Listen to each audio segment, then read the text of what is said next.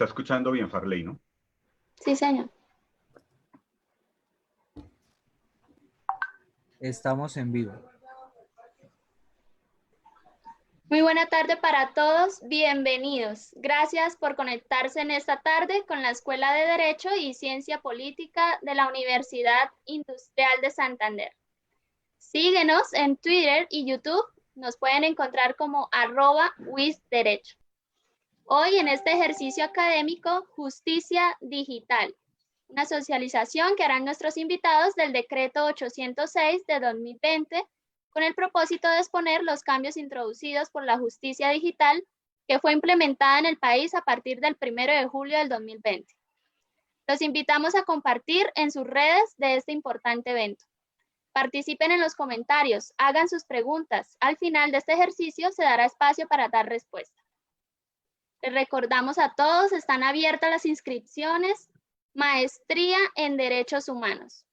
Es un espacio de formación de alto nivel académico orientado a propiciar una reflexión crítica en torno a la problemática de la violación de derechos humanos, analizando el marco normativo nacional e internacional para la defensa e intervención activa en procesos de aplicación y de negociación en este campo, desde una perspectiva histórica, filosófica y jurídica para promover, investigar, implementar políticas públicas e interactuar en procesos de negociación en defensa de los derechos humanos.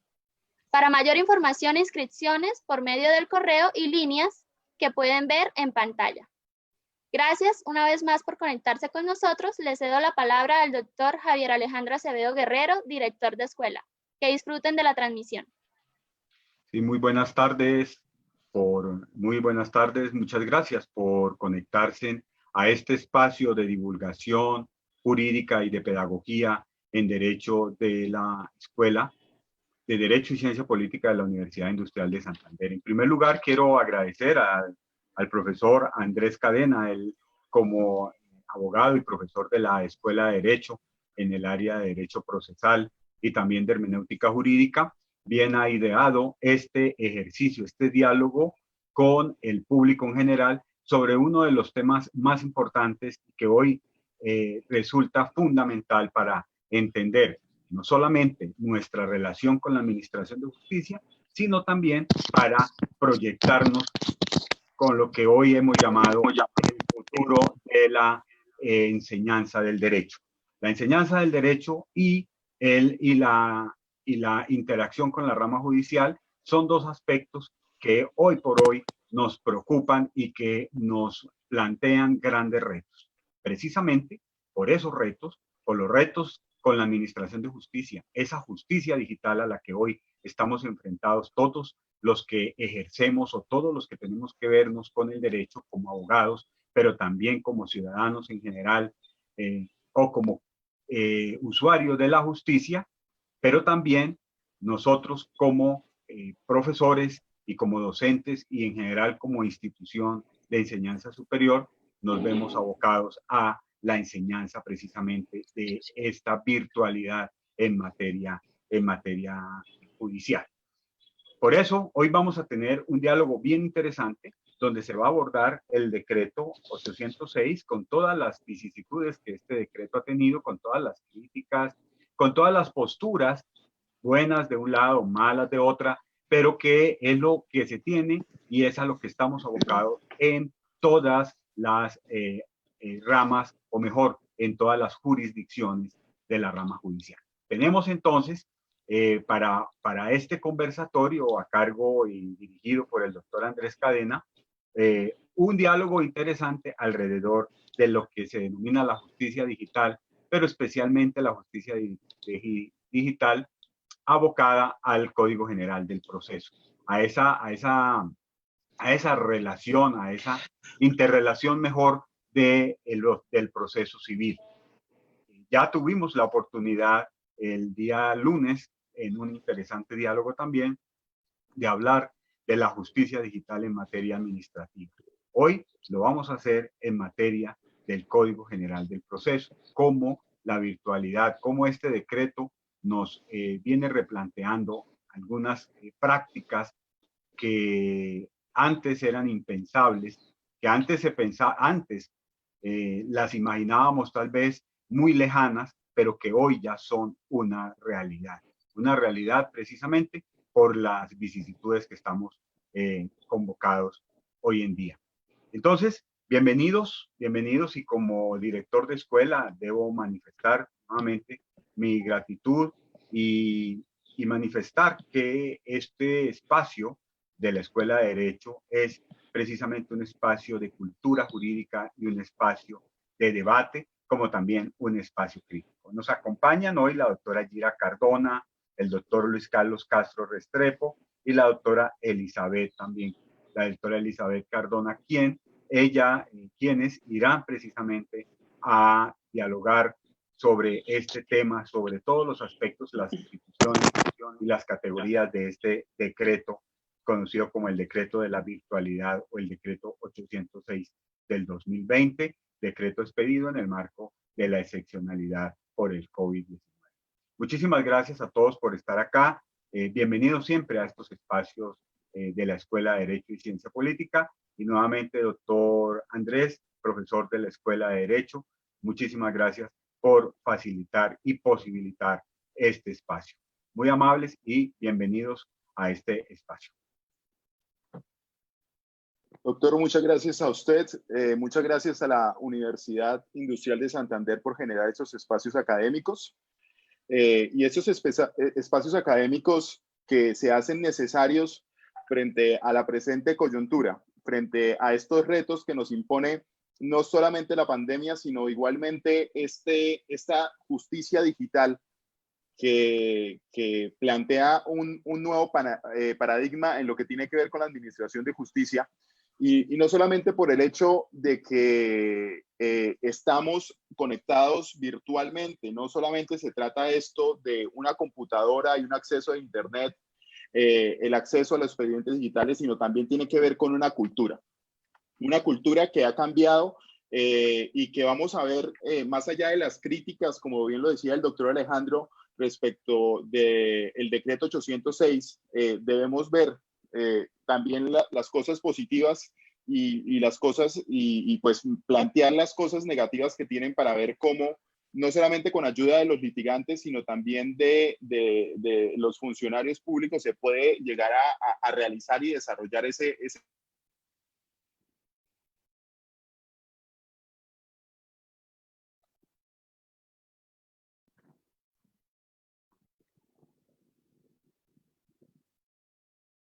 Buenas tardes, se encontraba con nosotros el doctor Andrés Cadena. Tenemos ahí una pequeña falla técnica. Lo recordamos, él es abogado UNAC con 5 años de experiencia en la rama judicial, docente UIS, especialista en Derecho Procesal y Comercial del Externado. Doctor Andrés Cadena.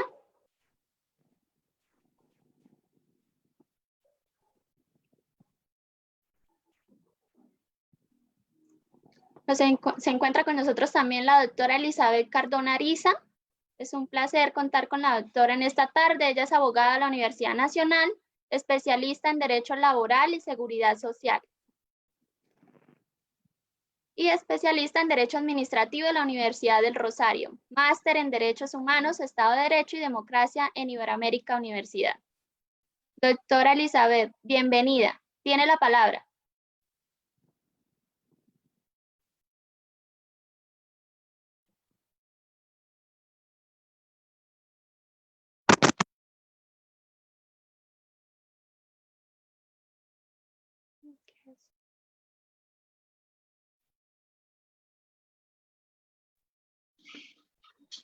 ¿Aló, me escuchan? Ya, doctor, bienvenido nuevamente. Gracias. Bueno, estábamos estableciendo justamente las necesidades que tiene o que intenta de cobijar el decreto 806, más allá de los análisis constitucionales y la relación que este tiene para la pandemia, indiscutiblemente también de antemano la necesidad y sea bienvenida la oportunidad para, digamos, digitalizar la administración de justicia. Entonces, en ese sentido, lo que hemos pensado con los doctores con los cuales vamos a desarrollar esto, planteamos la disección desde un punto vista jurídico en lo que tiene que ver con el artículo 806, y en ese sentido nos hemos distribuido 5 artículos, y recuerden ustedes que el decreto 806 tiene un componente de 16 artículos, en los cuales para un mayor orden son 5 y 5, 5 los cuales se van a exponer. Indiscutiblemente después de la presentación de esos artículos, se puede abrir un espacio en el cual podemos tocar otros temas porque realmente en esta primera presentación no vamos a tocar los problemas y que traen frente a las brechas sociales, frente a las brechas tecnológicas que contiene per se este decreto 806. Y en ese sentido es de vital importancia que se tenga esos elementos, si bien no en este primer análisis que vamos a realizar, sí en una parte posterior podemos hablar de estas brechas sociales y tecnológicas que existen debido a nuestra realidad social, al tejido social de Colombia, ¿no? Entonces, en esta primera parte solamente vamos a hacer ese planteamiento jurídico, ¿no? Entonces, ya sin más preámbulo, la idea es que entremos de lleno a lo que tiene que ver con el decreto 806, diciendo de antemano que este decreto 806 trae una nueva causal de inadmisión, ¿sí? Que si bien es un tema que va a tocar la doctora Elizabeth, es bueno ponerlo en el manifiesto o en el preámbulo de este inicio de conversación, en el sentido de que justamente al crear una nueva causal de inadmisión, se está, digamos, debilitando ese artículo segundo del Código General del Proceso en lo que tiene que ver con el acceso a la administración de justicia. Sí, justamente cuando hablábamos que es cuando se estaba construyendo el Código General del Proceso, de la posibilidad o no de eliminar ese auto inadmisorio de la demanda que tantos problemas tiene a la hora del acceso a la administración de justicia, digamos que el decreto crea una nueva causal de inadmisión, lo que indiscutiblemente choca con este principio, pero vamos a ver cómo se está desarrollando esta causal de inadmisión y cómo en últimas, digamos, podría llegar a plantearse, digamos, esta manera de limitar el acceso a la administración de justicia. Igualmente, cuando veamos la parte del expediente que se encuentra en el artículo 806, también vamos a ver que se va a generar una causal constitucional, porque indiscutiblemente que ustedes saben que por el régimen de nulidades del decreto 806, es indiscutible que estas taxativas. Sin embargo, lo que vamos a observar una vez veamos a fondo esa parte del expediente del decreto 806 es que va a ser necesario por debido proceso, publicidad y derecho de defensa frente a lo que tiene que ver con el devenir de la administración de justicia, una nueva causal que indiscutiblemente se va a dar por origen constitucional, ¿sí? Porque indiscutiblemente el hecho de que las personas no tengan acceso a la expediente, siempre y cuando no se tenga acceso al expediente frente a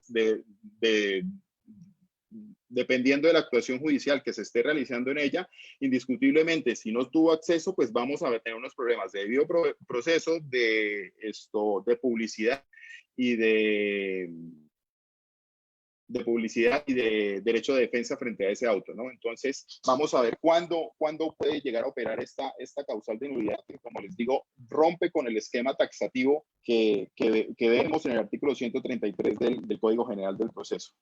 Y esa parte quería dejar en el preámbulo, y esos son los puntos que vamos a tocar, digamos, en esta disección jurídica que estamos planteando frente al decreto 806. Entonces, entrando en ese estudio de artículo por artículo, vamos a ver lo que se observa en el artículo primero del decreto 806, que tiene que ver con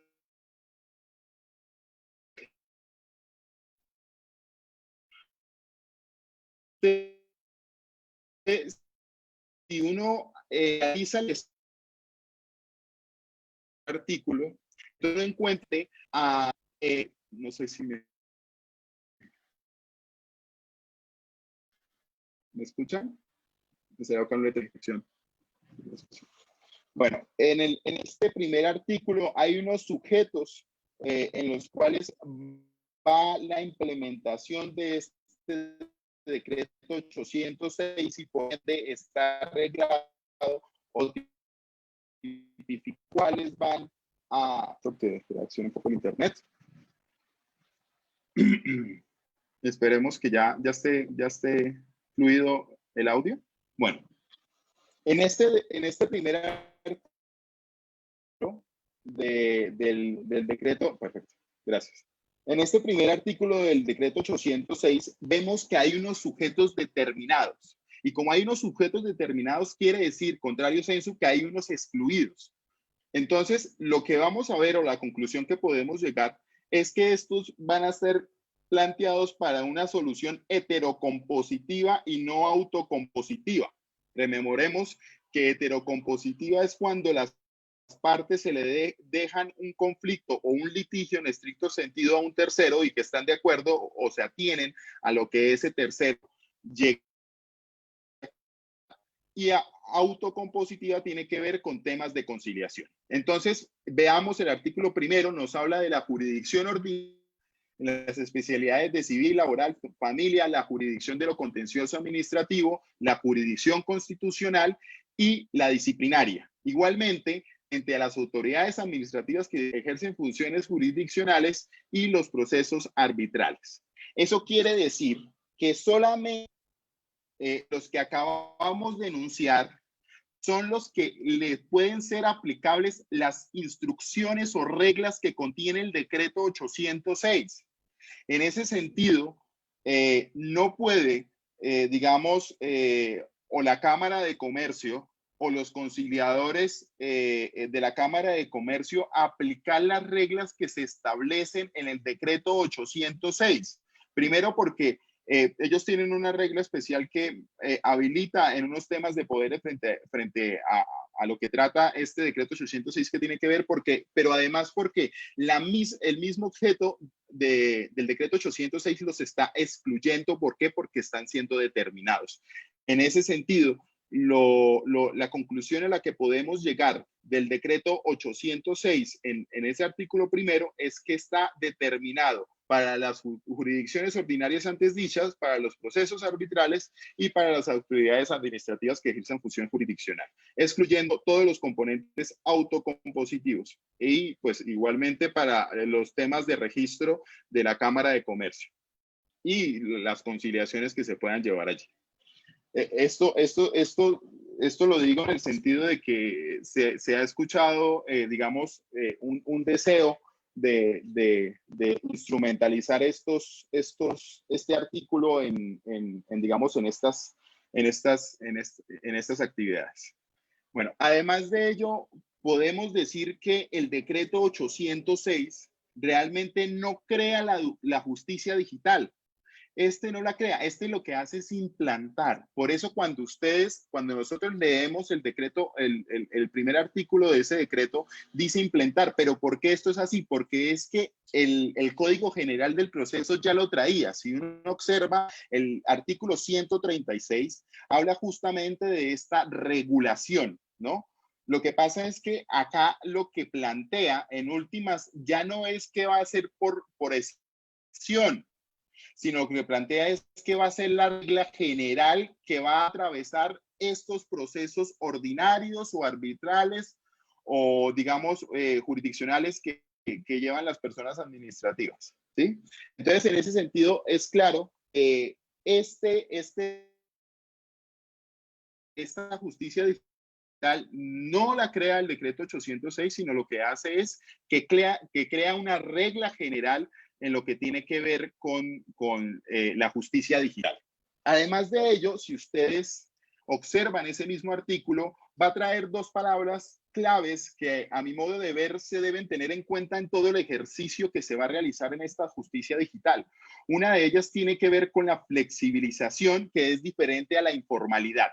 Cuando ustedes observan la informalidad tiene que ver, digamos, como en los amparos o en las acciones constitucionales que nos hablan de que si digamos, si el accionante no encaja el derecho fundamental, el juez de oficio lo puede hacer, o que los requisitos formales de la demanda, digamos, en lo que tiene que ver con materia constitucional, digamos, el juez de oficio la estructura. Sin embargo, de esto no estamos hablando con el decreto 806. Esas reglas que tienen que ver con el decreto, con el artículo 82 de las formalidades que tienen que ver con la demanda siguen íntegros, siguen cobijándose, e igualmente, digamos, todos los demás temas que tienen que ver con el artículo 90, etcétera, etcétera.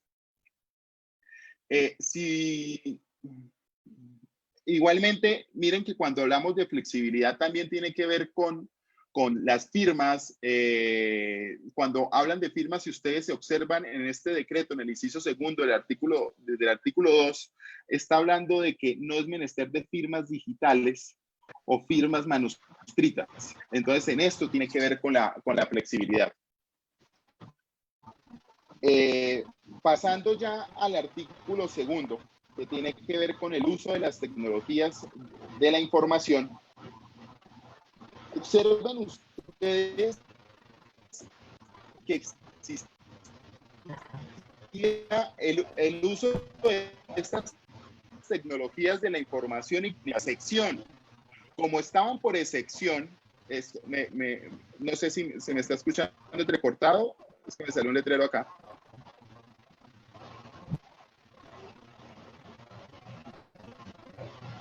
Esperemos un poco. Bueno, esperemos que ya esté un poquito mejor la imagen, el audio. Ya, perfecto. Entonces, veamos ustedes en este artículo segundo, que tiene que ver con el uso de las tecnologías y la información y las comunicaciones. Este artículo ahora plantea dentro de la estructura del Código General del Proceso y comprende del proceso, porque recuerden ustedes que el decreto 806 y el Código General del Proceso lo que se hace es que se unifica tendiente a la realización de la administración de justicia para que ésta pueda lograr sus finalidades. Entonces, observen ustedes que cuando se va al artículo 107 del Código General del Proceso, en ese parágrafo primero, establecía como una excepción de la cual se tenía que justificar por qué se iban a realizar por medios tecnológicos de la información, etcétera, etcétera. No, acá con este artículo segundo lo que nos establece es la regla general, ¿sí? Mucho se había discutido en relación con este artículo 107 en lo que tiene que ver con causa justificada, porque es indiscutible que cuando hablamos de pandemia es un hecho notorio. Como ustedes saben, por la estructura probatoria del hecho notorio no hay necesidad de prueba. Y en ese sentido, esto hubiera podido ser cobijado indiscutiblemente por el Código General del Proceso, pero lo importante es que allí está plasmado en el artículo segundo y lo tenemos como regla general. Igualmente, dentro de este uso de las tecnologías de la información y las comunicaciones, también vemos la necesidad de ese expediente digital. Cuando estamos en la virtualidad, es necesario que las partes tengan conocimiento del expediente, en el sentido que en ella es donde en esencia se encuentra el proceso, y como en ella se encuentra el proceso, el desarrollo del devenir metodológico del saber para que el juez y las partes puedan llegar a tener una resolución del conflicto o del litigio que se le ha planteado a la administración por los medios de los instrumentos, ya sea de la pretensión o de la excepción. Entonces es necesario que en el uso de estas tecnologías no solamente estén las comunicaciones o los autos que realiza el juzgado o los tribunales, sino que se pueda llegar, cuando estemos en la parte del expediente, el mismo decreto dentro de su regulación. Tenemos un momento que está un poquito recortado el audio.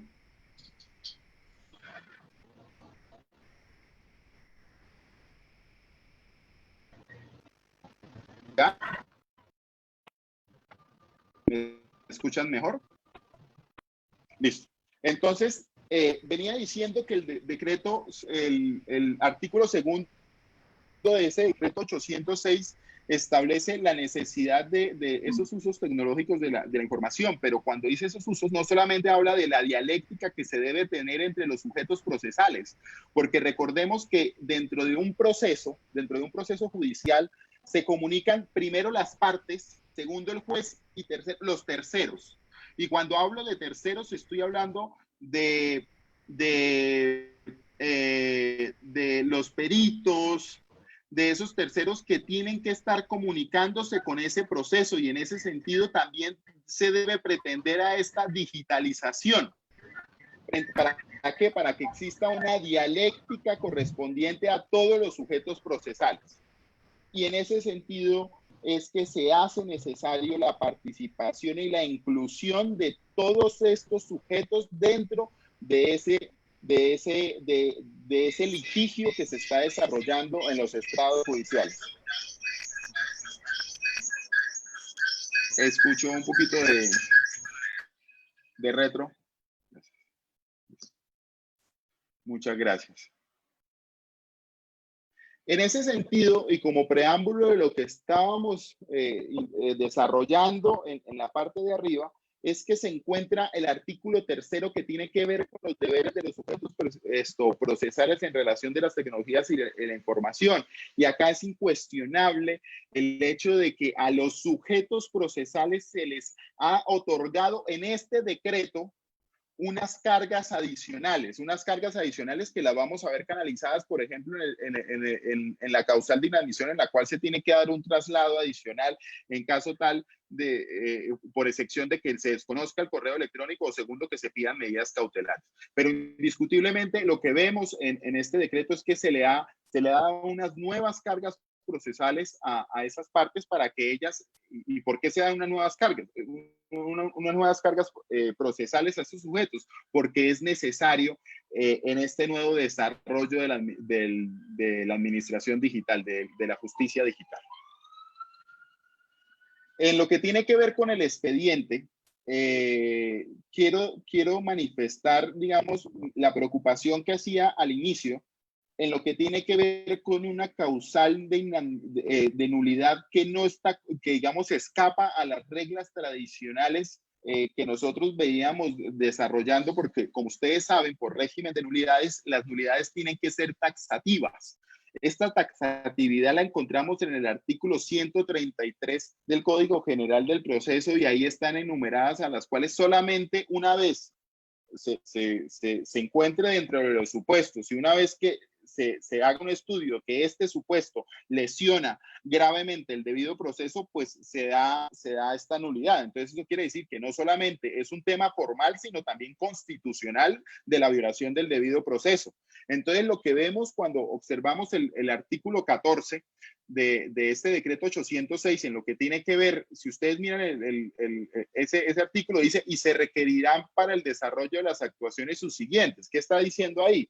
Y nos está hablando del acceso del expediente a los sujetos procesales, de tal suerte que si el sujeto no tiene acceso a ese expediente, indiscutiblemente estamos frente a una violación del debido proceso de publicidad y del derecho de defensa. En ese sentido, ha de ser necesario que el juez constitucional construya, adicione a ese artículo 133 esa nulidad que no se ha establecido, o que si bien no se ha estructurado y que será por vía jurisprudencial que tiende a desarrollarse como quiera, que se escapa justamente de estas reglas taxativas. En ese sentido, digamos, es una preocupación que se observa frente a lo que está allí. Además, piensen ustedes la actuación que fuese. No se cumple con los requisitos, no se admite lo expuesto por el apoderado de la parte demandante, como quiera que no cumple con los requisitos del artículo X, ¿sí? El artículo 206, por ejemplo, ¿sí? Entonces, lo que pasa es que el apoderado queda huérfano de expediente, y si queda huérfano de expediente, queda huérfano de información, y si queda huérfano de información, está huérfano de debido proceso, porque él requiere del expediente para conocer de ello. En ese sentido, es necesario, yo sé que es una tarea titánica que tienen que hacer los juzgados frente a lo que tiene que ver con todo el escáner del expediente y demás, pero es necesario que los expedientes estén digitalizados para este desarrollo y para prevenir justamente esta nulidad constitucional que se avisora. Recordemos que el Código de Procedimiento, cuando estaba hablando del Código de Procedimiento, se estructuró una nulidad constitucional que luego fue implícita, luego fue incorporada en el Código General del Proceso. Entonces, en esta justicia digital se avisora justamente esta causal de nulidad por esta construcción del expediente digital en lo que tiene que ver con la nube, ¿no? Recuerden que para esto hay que ver no solamente el decreto 806, sino el decreto 546, hay que ver la circular 11, hay que ver la circular 27 que nos establecen estas herramientas. Pero esto lo haremos en la segunda sesión para no profundizar más. Ahora, muy bien, en lo que tiene que ver con los poderes, digamos, obsérvense ustedes que hay una flexibilización del derecho procesal en lo que tiene que ver con los requisitos del poder, porque como bien lo establecen allí, no es necesario, digamos, esa firma manuscrita o digital que antes se requería para los poderes, y mucho menos, digamos, esos requisitos adicionales que tenía el poder. Y en ese sentido, digamos, es muy positivo para la administración de justicia, digamos, que ayuda justamente al acceso y digamos a la agilidad de los procesos judiciales para ello. Entonces eso se agradece. Sin embargo, no comparto el inciso segundo de ese artículo quinto que dice que el poder, en el apoderamiento se deberá indicar expresamente la dirección de correo electrónico. ¿Por qué? Porque es que si ustedes se fijan en este requisito, es parte de base de datos, lo que chocaría justamente con el Código General del Proceso. Y segundo, si ya se involucró en la demanda, no veo la necesidad porque se tenga que, digamos, requerir ese tipo de información en el apoderamiento. Sin embargo, pues está allí, y pues podemos hacer nuestras críticas y nuestro desarrollo o entendimiento frente a estos artículos que hay. Entonces, por mi parte, expuse los primeros 5 artículos. Entonces, ahora le doy el uso de la palabra a la doctora Elizabeth, qué bueno que esté con nosotros. Muchas gracias por asistir, doctora. Gracias por recibir esta invitación, y le doy el uso de la palabra para lo correspondiente. Entonces, con permiso, los dejo acá, los acompaño, pero sin cámara. Buenas tardes para todos. Es un gusto para mí estar con ustedes y compartir este espacio académico en torno a lo que tiene que ver con el decreto 806 de 2020. Agradezco a la Universidad Industrial de Santander y a la UNISANDIL por permitirme participar en el espacio. Bien, entra el artículo 6º, tiene que ver con la demanda. La demanda debe con el canal digital o el correo electrónico. Entrando en materia, el artículo 6º, mediante el cual se deben ser notificadas las partes, sus representantes, los abogados, los testigos, peritos,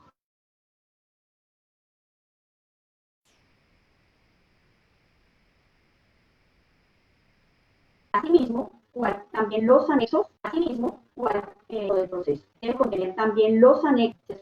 ¿Se escucha? ¿Aló?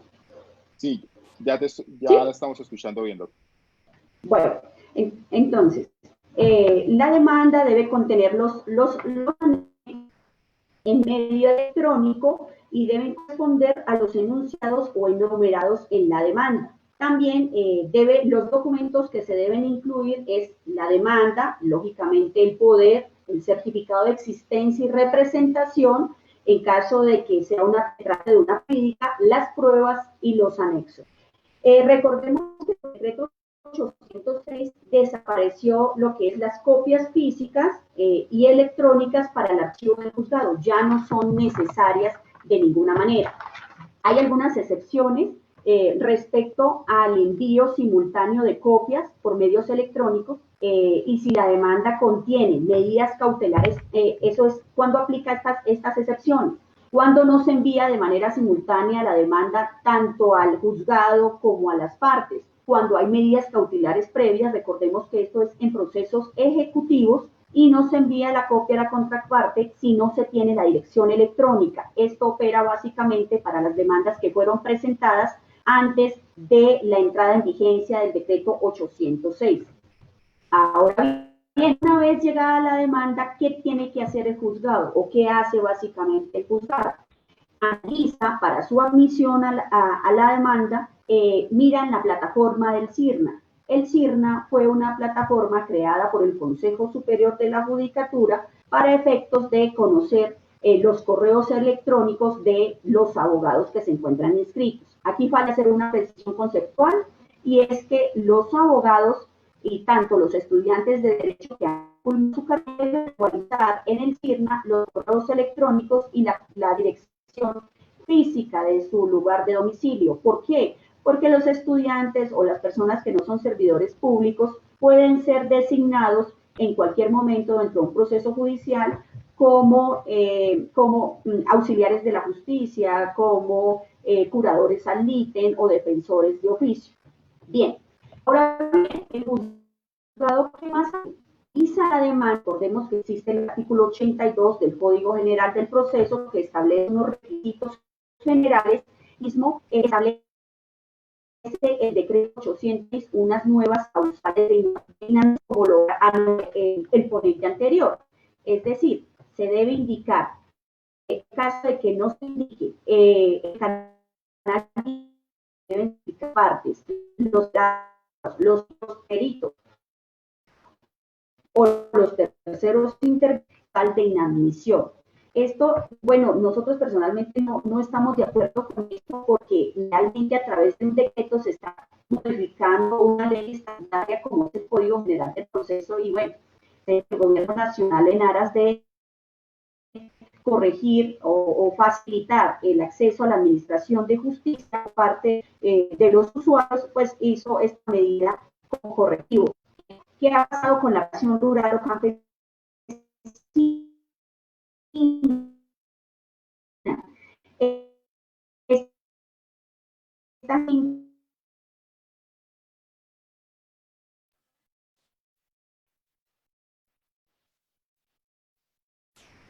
Bueno, esperemos un momento mientras... Digital, donde va a ser una causal de inadmisión, modificando una ley estatutaria que el acceso a la administración de justicia, la acción rural o campesina, no tiene correo electrónico, generalmente... ¿Aló?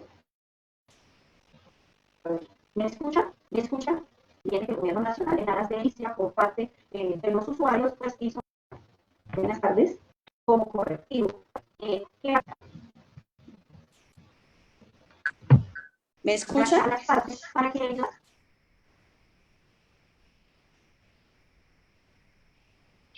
Buenas tardes. Buenas tardes. Para apoyo. Buenas tardes. Entonces, Sí, ¿me escuchas? Solucionamos el problema. Sí, ya. ¿Me escucha? Bueno. Bien. Entonces, continuando con las causales de inadmisión, tenemos entonces que no acreditar que el poder ha sido otorgado por el demandante mediante mensaje de datos o si la persona son inscrita en el registro mercantil debe ser remitida cuando son inscritas en el registro mercantil. ¿Me escuchan? Sí. La doctora, mientras solucionamos un tema con la doctora Elizabeth, la doctora Elizabeth nos está desarrollando, digamos, lo que tiene que ver con esa nueva causal de admisión que hablamos sobre al principio que tiene que ver con la lesión del acceso a la administración de justicia. Acá llegó la doctora. ¿Lo escuchan?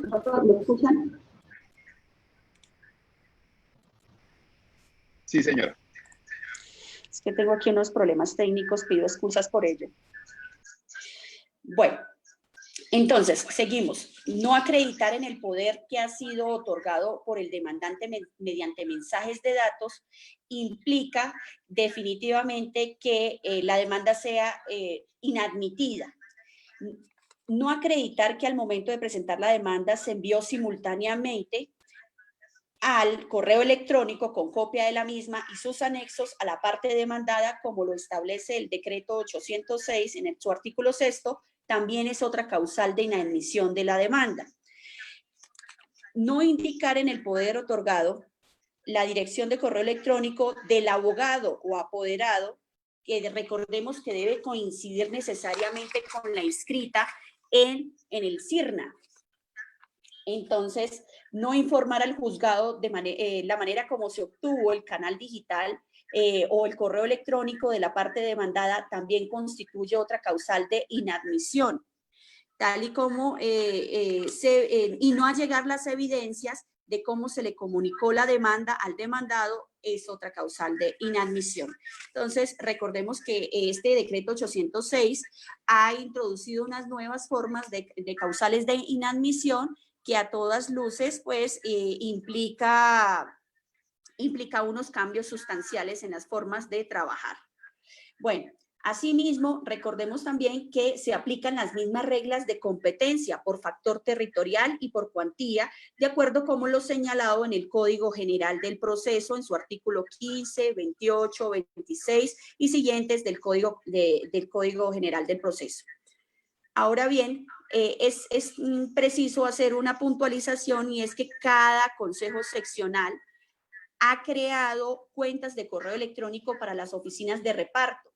Generalmente son en las cabeceras de distrito.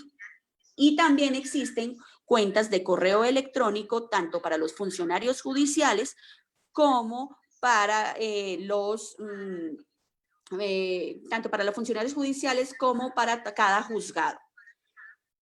Bien, asimismo se ha creado pues el directorio de despachos judiciales a nivel nacional.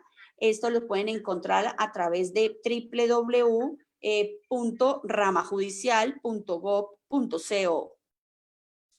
Pasando entonces, ¿me escuchan bien?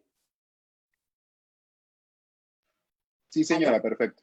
Sí, perfecto. Sí, doctora, ok, bueno, listo. Ahora, en lo que tiene que ver con el artículo 7º, que son las audiencias, recordemos que ellas deben ser tanto orales y públicas.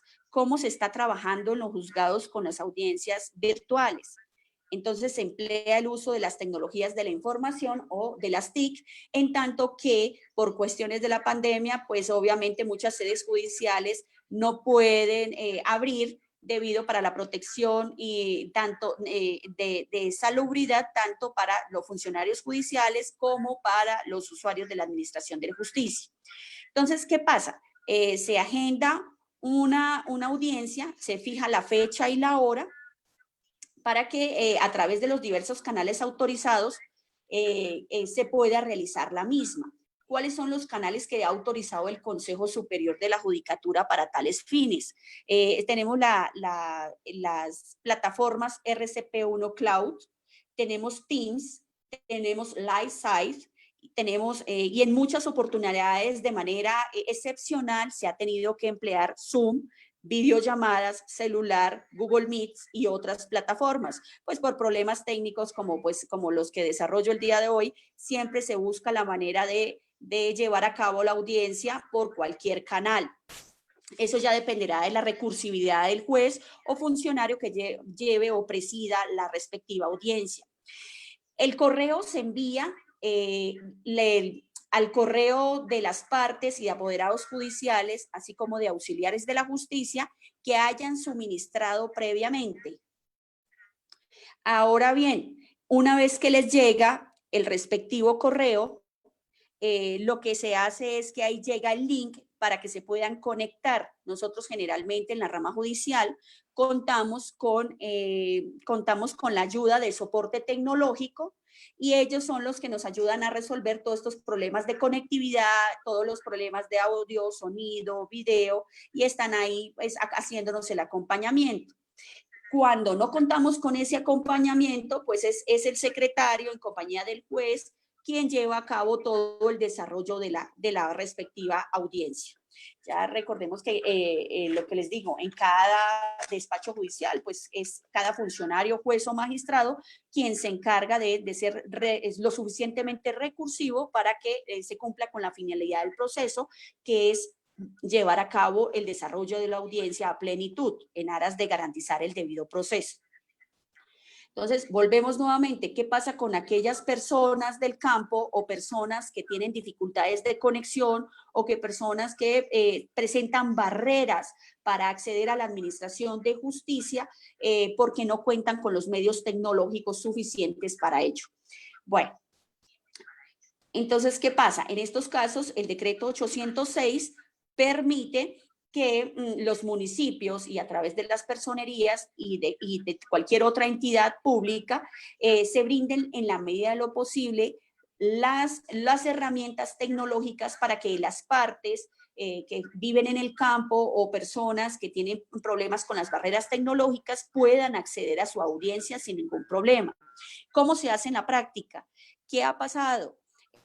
Pues el campesino se desplaza a la personería municipal, quien facilita un computador con una cámara, le ayuda a la conexión y está pendiente de cualquier problema técnico. La persona participa en su audiencia y para la firma o recolección de firmas, pues a veces firman es en presencia del señor personero. Si se requiere alguna firma de algún acta, se envía por correo electrónico, la persona la firma y ahí se escanea, aunque parece un poco rudimentario, se escanea y pues imprime su firma mecánica.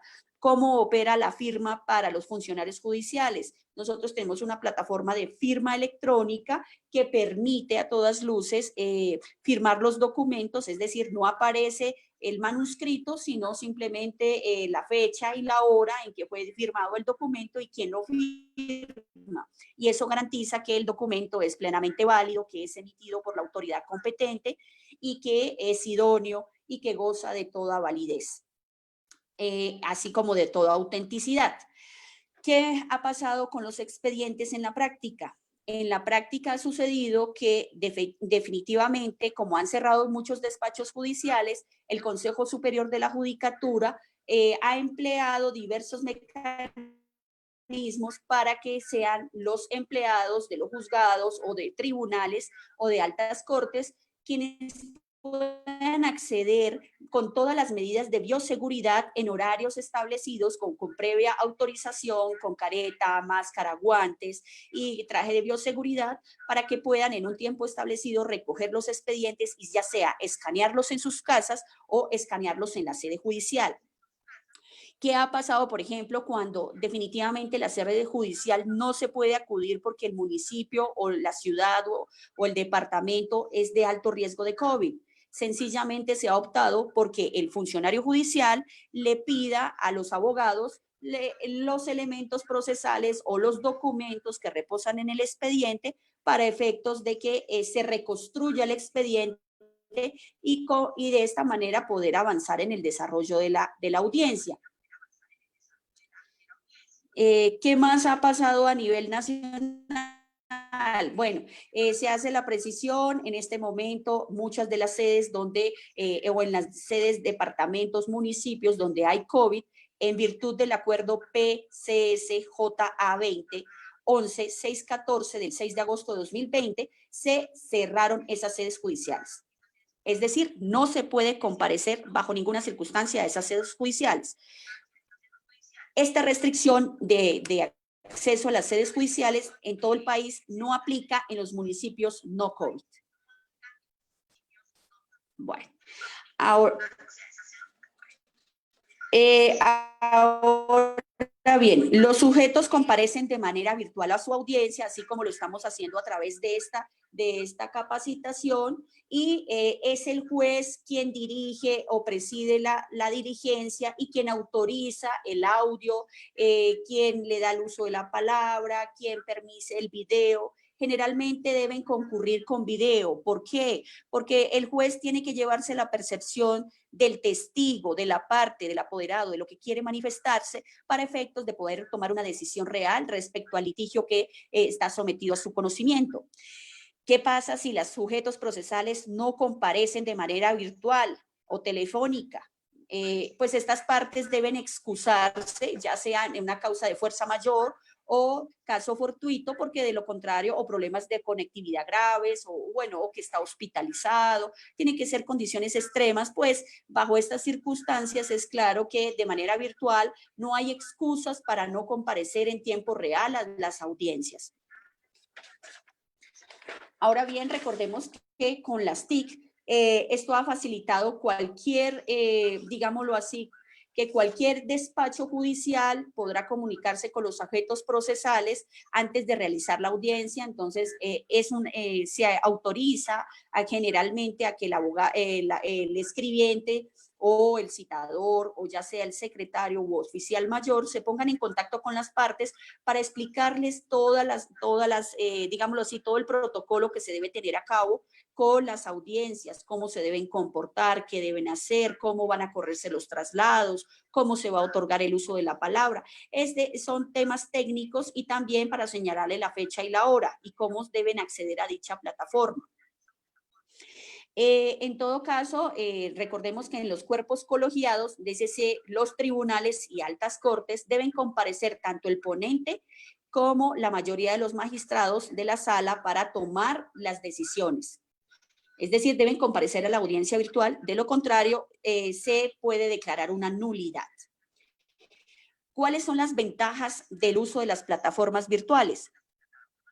Definitivamente, mayor cobertura y acceso a la información, flexibilidad en los horarios, interacción con recursos multimedia, ahorro de tiempo y de dinero para los usuarios de la Administración de Justicia, pues ya no se tienen que desplazar a las sedes judiciales, menos aplazamientos de audiencias, optimización del tiempo, desarrollo de las habilidades y competencias en las TIC, tanto para los abogados, las partes y los jueces que nos vemos abocados a participar en dichas diligencias. ¿Cuáles son las recomendaciones que normalmente se hacen en las audiencias virtuales? Entonces, son reglas de comportamiento, vestimenta adecuada, cumplimiento de horario, buen empleo de micrófono y de cámara, que los testigos generalmente, pues uno trata de corroborar que tengan sus cámaras prendidas, que no estén en compañía de otra persona, que no estén siendo constreñidos, obligados, que el lenguaje verbal sea apropiado, pues no puedo estar en ropa íntima, no puedo estar cocinando, no puedo estar tomando, no sé, ingiriendo alimentos. Debe estar uno pues concentrado en la diligencia, con el decoro y el respeto que ello requiere para los intervinientes. Las recomendaciones de los equipos, como me pasó el día de hoy, bueno, el sistema operativo Windows 8.1 o superior, si se trata de un Mac, un computador Mac, el OS X 10.6, mínimo de 8 gigas, de RAM 500 gigabytes, disco duro, en buenas condiciones, no tener problemas con las plataformas, buena conectividad a internet, ya sea por banda ancha, mantener actualizadas las aplicaciones, el software, el PDF, el Word, el PowerPoint, en fin. Los equipos también deben contar con navegadores de Google Chrome, Internet Explorer, Mozilla, Firefox, bueno, en fin, contar con antivirus actualizado, conexión a internet, en lo que le digo, preferiblemente en banda ancha, y con módem, pues a veces se cae la conexión, y por el tema de seguridad de los documentos que se están transmitiendo por las audiencias, que son a veces delicadas, sobre todo en materia penal, que gozan de reserva. Para la seguridad de las audiencias, de que las audiencias no sean hackeadas o no sean susceptibles de delitos informáticos, el Consejo Superior de la Judicatura emitió la circular 11 del 31 de marzo de 2020 para apoyo de los servidores judiciales en el marco de la contingencia y proteger los mensajes de datos que sean transmitidos con dichas restricciones. También creó la firma electrónica, como les decía, cada funcionario judicial, ya sea magistrado o juez, tanto como el respectivo secretario, cuentan con una plataforma de firma electrónica. Lo que hace uno es, tiene un usuario y doble contraseña, uno sube a la plataforma el documento, nombra el documento y este documento sale con la firma electrónica. ¿Qué es la firma electrónica? El nombre de la persona que emite el documento, la fecha y la hora en la que fue expedido, y eso garantiza que el emisor efectivamente es la persona que dice ser juez o magistrado o secretario en su defecto. Para las notificaciones personales, yo había preparado un documento, pero pues dado los problemas técnicos, igual el doctor Andrés tiene en su poder esos documentos para ser compartidos. Yo no sé si aquí pueda a través de organizador. No, es que tengo dos usuarios, bueno, en fin, no me es posible compartir, pero sí les voy a comentar, tratar lo que les digo. Ese documento es del decreto 806, es un flujograma de términos procesales elaborado por el doctor Eduard Terán, un abogado asesor de la Universidad Externado, y ese es un documento que les ayuda a entender la contabilización de los términos procesales, los cuales serán, pues lo que les digo, facilitarán sus correos electrónicos para que ese y otros materiales que hemos recopilado los ponentes puedan llegar a ustedes y puedan entender mejor estos temas. Entonces, paso a explicarles que la notificación personal contemplada en el artículo 8 tiene unas precisiones. Primero, se saca la providencia en el estado electrónico. ¿Qué es el estado? ¿Cuáles son las plataformas para sacar estos estados electrónicos? Se están utilizando 3 plataformas, no hay unidad de plataformas. Está el TIVA, está el micrositio, está el sistema informático Justicia 21 Web, que fue suspendido para su implementación mediante la circular DAJC20-56 del 12 de agosto de 2020 por la Dirección Ejecutiva de Administración Judicial. Bien. Entonces, ¿cómo se elaboran las notificaciones personales? Sale la providencia, bueno, primero la emite el juez o magistrado, se firma electrónicamente, se sube al micrositio o al TIVA o al siglo XXI y se hace un link, se hace un cuadro con la descripción, entonces dice, no sé, auto corre traslado o auto libra mandamiento de pago, y se pone un hipervínculo o un link a través del cual se puede bajar el documento por parte de las partes o del apoderado o del tercero interviniente o cualquier interesado en dicha notificación o dicho documento. También debe enviarse como mensaje de datos, porque si es notificación personal se envía por parte del juzgado a través del secretario para darle cumplimiento a ese estado vía al correo electrónico que suministraron las partes o que la parte demandante aportó con la demanda, o en su defecto, pues en el que se encuentran en diversas plataformas o bases de datos, porque también está permitido al juzgado acceder a diferentes bases de datos, o lo que les digo, ya sea en Facebook, en Instagram, en Google, bueno, en diferentes plataformas en donde se haya ubicado el correo electrónico o sitio informado por la parte en la demanda o suministrado mediante memorial por el abogado. Entonces se envía la providencia que se va a notificar al correo electrónico una vez que se haya cumplido. Primero sale en el estado electrónico, después cuando se tiene que cumplir el estado se le envía por correo electrónico a la parte cuando se trata de notificación personal. Ya no requerimos de previa citación como se hacía antes con el Código General del Proceso. Antes, para notificación personal se le enviaba por 472 o por cualquier otra mensajería un oficio para que se hiciera presente al juzgado entre los 5 días siguientes para que se notificara. Ya eso en este momento pues no se está aplicando, sencillamente se envía la providencia que se va a notificar y con eso basta. ¿Cuáles son los requisitos de forma de la notificación personal? Entonces, lo primero es que hay que informarle al juzgado la dirección de correo electrónico o sitio o demanda. En la demanda, mediante memorial, cuando ya estuviese en trámite la demanda, de informarle al juzgado cuál es la dirección de correo electrónico mediante la cual va a ser notificada la parte, el perito, auxiliar de la justicia, los testigos, los apoderados. Esa información se hace bajo la gravedad de juramento, que se entiende prestada con la presentación del memorial al correo del juzgado. Hay que explicar cómo se obtuvo ese correo electrónico. Entonces uno dice, señor juez, yo obtuve ese correo electrónico a través de la plataforma Google, o obtuve eso en Facebook, o lo obtuve en Instagram, o dijo un amigo. Bueno, de todas maneras hay que mirar, a ver, eso es una barrera de todas maneras, porque más allá de dónde se sacó el correo, lo que finalmente interesa es que la parte que se vea afectada con una decisión judicial se entere realmente que esa es la decisión. Y lo otro que nos interesa a nosotros es que el correo corresponda de manera definitiva a la parte que se desea notificar. Y asimismo, pues las personas jurídicas, pues obviamente si se trata de EPS o de Colpensiones, ellos tienen sus páginas y ahí se utilizará el correo electrónico que tenga para notificaciones judiciales o que hayan informado en la Cámara de Comercio. Y las personas, reiteramos, las que para notificar a las personas por intermedio de las plataformas, las páginas web o redes sociales.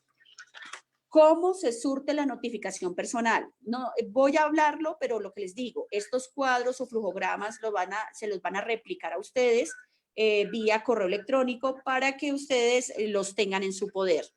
Entonces, si quieren, tomen una hoja de papel y hacemos el ejercicio mejor. Entonces, la notificación personal, vamos a hacer el ejemplo. El primer día, jueves 13 de agosto, envía al correo de las partes, el juzgado, a través de su correo institucional, envía como mensaje de datos la providencia.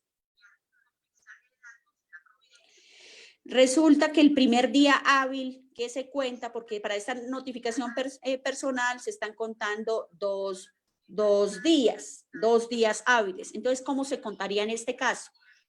El primer día hábil sería el viernes 14 de agosto. Ya se meten 3 días no hábiles, que son sábado 15 de agosto, domingo 16 de agosto, lunes festivo 17 de agosto. El segundo y último día hábil de esos dos que ya habíamos dicho inicialmente sería el 18 de agosto. Día en el que al estar finalizado es el que se entiende surtida la notificación personal. Y en ese caso, donde empiezo ya surtida la notificación personal, la persona ya se enteró, ya le llegó al correo electrónico el primer día que cuenta el respectivo término. Supongamos que el juzgado le dio 5 días para llegar un teléfono, un correo electrónico o hizo un requerimiento de otra índole. El primer día, una vez surtida esa notificación personal de esos 2 días, ahí sí, el primer día efectivo para el respectivo término, ya sea para contestar la demanda, presentar excepciones, recursos, demanda de reconversión o otros temas, sería el día miércoles 19 de agosto. Ahora hay que tener unas cosas puntuales, y lo primero es que se aplica, esta notificación personal se aplica a cualquier proceso, incluido el proceso monitorio, las pruebas extraprocesales. Si no hay correo electrónico, recordemos que la parte debe enviar la demanda y sus anexos a la dirección a la dirección física que haya informado el demandante, y se enviará la providencia que se va a notificar y esos anexos debidamente cotejados, y los términos empezarán a correr 2 días hábiles después de la entrega certificada que haga la empresa 472, Interrapidísimo, Servientrega, bueno, lo que exista en el respectivo municipio o ciudad. Las nulidades se deberán tramitar en el uso del Código General del Proceso, están contempladas del 132 al 138, pudiéndose probar con sus respectivos requisitos, causales y oportunidad que el afectado no se enteró de la providencia bajo la gravedad del juramento. Es gravísimo violar el debido proceso, entonces por eso hay que garantizar siempre que las partes hayan quedado bien notificadas, porque esto puede ser susceptible de acción de tutela y por lo tanto al declararse la nulidad por indebida notificación, lo que hacen es que retroactúen toda la actuación, el proceso vuelve se devuelve, se declara la nulidad, se deja sin valor y efecto todo lo actuado, y lógicamente vuelven a actuarse desde el momento en que se notificó mal. Bueno, el juez conserva la facultad prevista en el parágrafo segundo del artículo 291, es decir, que se pueden hacer uso, por ejemplo, si las partes no facilitan las direcciones de correo, el juez de oficio también puede agregar sitios web, redes sociales, datos públicos que están en las redes sociales. Ahora bien, miremos cómo se surte entonces la notificación por estado y traslados del artículo 9 del decreto 806. Entonces pido otra vez, pueden tomar su hoja de papel para comprender mejor, igual si no la tienen no se preocupen que este material se los vamos a hacer llegar. Entonces lo primero es, los estados se fijan electrónicamente, ya sabemos que es por TIVA, por micrositio o por siglo XXI. Después de que se publica, donde se publica en alguna de esas tres páginas, se inserta la providencia o el documento que se va a trasladar y queda disponible en un link para que la persona lo pueda descargar. La persona no solo la interesada, sino cualquier persona. Eso queda ahí grabado en la plataforma durante el tiempo, durante años, la persona puede cotejar. Generalmente, pues, ¿qué se estaba haciendo en la práctica? Pues como apenas estamos digámoslo así, adaptándonos en los juzgados a este tipo de tecnologías, pues muchos jueces al inicio, cuando no estaba habilitada la firma electrónica, pues la firmaban de manera manuscrita. Esto daba pues para que, digámoslo así, plagiaran la firma, hubiesen fraudes. Entonces, el Consejo Superior de la Judicatura creó la plataforma de firma electrónica y ahí firma el juez, sino con la nota llora y al funcionario que lo emite, porque uno se mete a la plataforma y para firmar debe ser a través del correo institucional personal de cada funcionario. Que hay unas excepciones. ¿Qué documentos no se suben al estado electrónico? Entonces, supongamos que voy a decretar una medida cautelar previa, una medida cautelar de embargo, de secuestro, de alguna cuenta bancaria. Entonces, se registra en el estado electrónico que efectivamente autolibra mandamiento de pago, decreta medida cautelar. Se puede descargar el mandamiento de pago, más no la medida cautelar, que es embargo, y simplemente se reseña. ¿Qué otra cosa no va pública? O sea, es decir, se registra en el estado electrónico, más no se deja el auto como tal para que lo descarguen las partes. Las sentencias cuando hacen alusión a menores de edad, por aquello de protección de datos de estos menores, o cuando se trata de la reserva legal que se ha dispuesto por parte del juez para efectos de algunos procesos, especialmente en materia penal. Ahora bien, ¿cómo se hacen los traslados? Los traslados, entonces, si se hace la parte secretarial, también son publicados electrónicamente. En el término comenzará a partir del día siguiente a la fijación en el estado electrónico de esa plataforma, según lo ordena el Código General del Proceso. Y si el traslado lo tiene que hacer la parte, pues la parte debe acreditar que ha enviado la copia del escrito que debe ser puesto en conocimiento de la contraparte a los demás sujetos procesales por el canal digital, es decir, por correo electrónico, o si se le presentó alguna dificultad, de todas maneras por llamada o por WhatsApp o por, bueno, Facebook, pero el ideal es por correo electrónico. Ahora, ¿cómo se surte la notificación por estado y el traslado? Volvemos a hacer el mismo ejercicio. Tomamos nuestra hoja de papel. Entonces, el estado. Se elaboró la providencia o la sentencia el día 13 de agosto, jueves 13 de agosto. Se publicó electrónicamente el viernes 14 de agosto a través de las plataformas, volvemos a repetir, de TIVA, micrositio, Sistema Informático Justicia 21 Web. Entonces, se sube a la plataforma y entonces ya empieza el día no hábil, que es sábado 15, domingo 16 de agosto, lunes festivo 17 de agosto.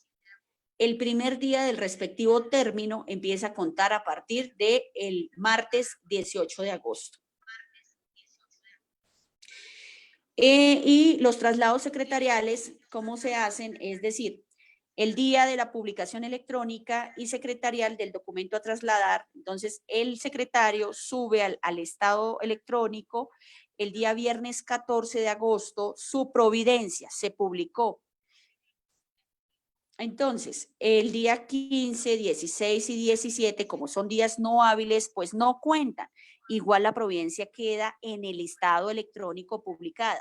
El primer día del respectivo término se empieza a contar el martes 18, que es el día hábil. Y así sucesivamente. Bueno, para hacer unas precisiones finales, ahí está el artículo 10º que habla del emplazamiento. Este se ciñe por las reglas señaladas en el artículo 108 del Código General de Proceso. Se realiza por el Registro Nacional de Emplazados, ya no requiere publicación en medio escrito, o sea, es decir, no requiere publicación en periódico. Está el artículo 11 que habla de las comunicaciones, oficios y despachos, es decir, que se realiza por medio técnico disponible por parte del juzgado, según el artículo 111 del Código General del Proceso. El secretario o funcionario remite las comunicaciones necesarias para el cumplimiento de las órdenes del juzgado, es decir, cuando el secretario va a cumplir ya el estado, es decir, dice notifíquese tal de la fecha y hora de la diligencia de secuestro, por ejemplo, entonces debe notificar esas diligencias mediante mensaje de datos, es decir, mediante correo electrónico suministrado por la entidad pública, la entidad privada o los particulares. Se presumen auténticos las notificaciones que se hagan mediante correo institucional del juzgado. Hemos tenido muchos problemas en materia penal porque las cárceles dicen que ese no es la orden impartida por el juez, que esa no es la firma, que ese no es el correo. Se presume mucho la mala fe. Entonces, se han tenido muchos inconvenientes en este entendido. Y ya, pues, precisando algunas cositas, algunas críticas, definitivamente, lo que les digo, como en materia penal, hay problemas con la originalidad, la integralidad y la autenticidad de los documentos. Ha habido problemas en donde el abogado a veces no quiere comparecer a diligencia, entonces finge problemas técnicos en el desarrollo de la audiencia, o el mismo juez también para dilatar, bueno, o los fiscales, bueno, en fin, se ha visto, a veces son problemas técnicos reales o a veces son problemas técnicos que pues los fingen para no llevar a cabo la diligencia. Otro problemita que hemos tenido, definitivamente camino a la virtualidad, se deben digitalizar los expedientes. El digitalizar el expediente no es solo escanear el expediente.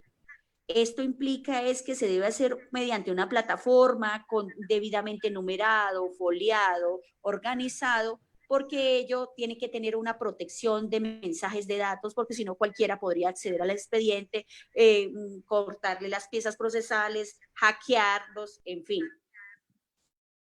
Hay una incertidumbre también, pues que no se sabe de cara al futuro si eso suprimirá, ya no se requerirá ir a los juzgados, ya no se requerirá de pronto de tantos empleados, ya no se requerirá, eso implica menos gastos también, porque pues obviamente a través de las plataformas también surge la eventualidad, ¿será que de cara al futuro, como el juez está en cualquier parte, entonces también se puede presentar a cualquier juez la demanda y ya no habrá esa restricción de las competencias en virtud de la cuantía y el factor territorial? Esas es también unas preguntas de cara al debate. No hay una sola plataforma, ha habido mucho desorden, no hay libertad de escogencia en la tecnología, pues permite la conectividad, no hay neutralidad en esta tecnología, de acuerdo con la ley 527 del 99. El expediente digital, como les digo, requiere que de cara a la modernidad, ya no hay papel, ya no hay gastos, como les digo, de oficina, de tóner, de luz, de agua. El presupuesto debe avanzar hasta un plan digital o de justicia digital. Hay que reflexionar sobre los cambios legislativos en los procesos que estén centrados no en las teorías jurídicas, sino en la facilidad de la aplicación de los estándares de automatización. Esto implica un cambio cultural tanto en los litigantes, en los funcionarios, en los ciudadanos, que permitan una apropiación digital y cambiar el paradigma, es decir, que todo cambió y debemos adaptarnos.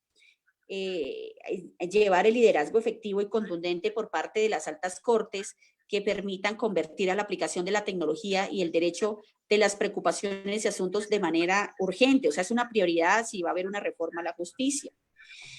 Eso es básicamente pues, lo que se tiene. Hay muchos aspectos que se deben discutir, pero esto es básicamente lo que tenía para compartirles.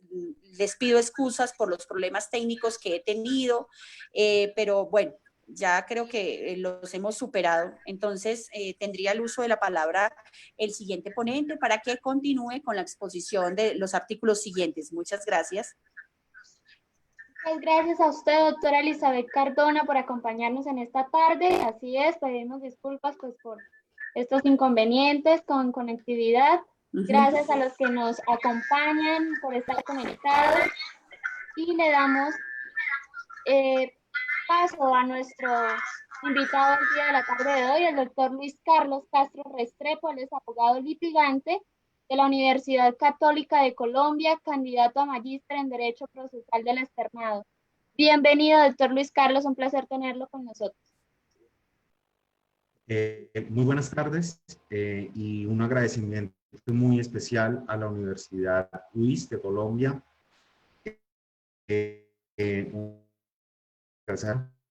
Al doctor Alejandro, al doctor Felipe Jaimes, a la doctora, la panelista que me precedió en el turno, al docente, el doctor Andrés Cadena, quien pues también fue panelista y que pues conversación fungió como moderador de la misma. Los temas que voy a abordar para finalizar este conversatorio tratan desde dos ópticas. La primera es el tratamiento respecto del emplazamiento que debe hacerse a la parte o al tercero que tiene que comparecer a un proceso judicial. El segundo son las comunicaciones y los oficios que deben hacerse a través de los despachos, hoy digamos atendiendo el tema del distanciamiento social. Dos puntos respecto de una reforma que se hizo al procedimiento administrativo en cuanto al trámite de las excepciones previas, algo muy novedoso frente al tema de la sentencia anticipada.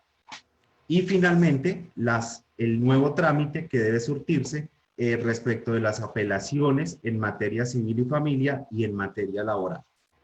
Muy bien, para comenzar el primer tema, que es el tema del emplazamiento, pues atendiendo pues que además de los integrantes del conservatorio también existen estudiantes y abogados, me gustaría comenzar esta intervención haciendo el siguiente cuestionamiento. La idea es hacer un experimento social que consista en hacerle 3 preguntas a cualquier persona del común, al señor de la tienda, al vecino, a mi amigo. Y esas 3 preguntas son las siguientes. La primera es, ¿usted conoce el Registro Nacional de Emplazados? Y si conoce el Registro Nacional de Personas Emplazadas, ¿alguna vez lo ha usado? Y si lo ha usado, ¿con qué frecuencia? La segunda pregunta que le merecería a ese ciudadano del común, que es en últimas a quien va dirigida las normas jurídicas, ¿usted alguna vez ha leído el periódico? ¿Lo ha usado? ¿Ha leído la sección de emplazamientos? ¿Y con qué frecuencia lo usa? Y la tercera pregunta, que para hacer este experimento social y comprender cuál es la filosofía del emplazamiento, consistiría en decirle si usted ha usado o usa una red social. Muy probablemente, dependiendo a quien le preguntemos, pues sabremos con exactitud cuál de esas tres herramientas son las más utilizadas hoy en día por las personas del común. Personas del común que en instancias de un proceso judicial pueden ser llamados como demandados o cualquier tercero que tenga que ser llamado para comparecer al proceso a efectos de que lo conozca o manifieste su interés de intervenir en él o no. Partiendo de esa base, entonces, entremos en materia. Comprender en qué consistió el cambio que reguló a partir del artículo 10 del decreto 806, debemos remitirnos a lo que la norma establecía en el artículo 108 del Código General del Proceso. Ese artículo 108, pues, no es otra cosa que el legendario emplazamiento de quien debe comparecer a un despacho judicial. ¿Y qué se entiende por emplazamiento? ¿Qué es emplazar a alguien? Emplazar, o el trámite del emplazamiento, consiste en una sujeción hecha